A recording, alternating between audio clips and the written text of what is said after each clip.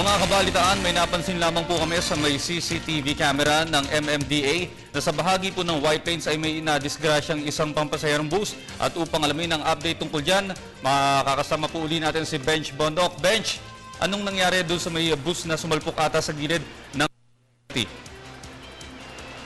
Yes, good morning sa iyo, Audrey. Kani-kanina lamang ito no, mga alas 5:22 ng umaga. Ayon sa initial information na natanggap natin dito sa Maya MMDA Metro Base, ay ito nga isang fill trunk o bus ang bumangga sa bahagi ng railway ng EDSA. O actually, ito ay bago dumating ng EDSA Ortigas southbound lane flyover. Sa ngayon, nakikita nga natin na patuloy nga na inaalis itong bus na ito na bumangga nga dito sa bahagi ng EDSA, dito nga sa bahagi ng release ng MRT. Kaya naman na patuloy nga nating pinapaalalahanan ang ating mga kababayan na mag-ingat nga dahil nga lalo na ngayon maulan ang panahon na tabasa ang ating mga lansangan at ang maaaring kasunod nito ay mga aksidente. Aalamin natin ngayon so far, Audrey, kung meron tayong mga casualties kaugnay nga sa aksidenteng ito at patuloy tayong mag-update kaugnay sa pangyayaring ito maya-maya lamang.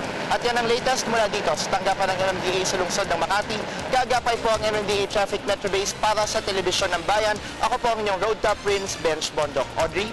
Okay, maraming salamat, Bench. Pero paalala po sa mga motorista, yung bahagi po ng White Plains na yan, meron nga pong may nadisgrasyang isang bus at mag-ingat doon sa mga ngayon dahil po madulas ang kalsada.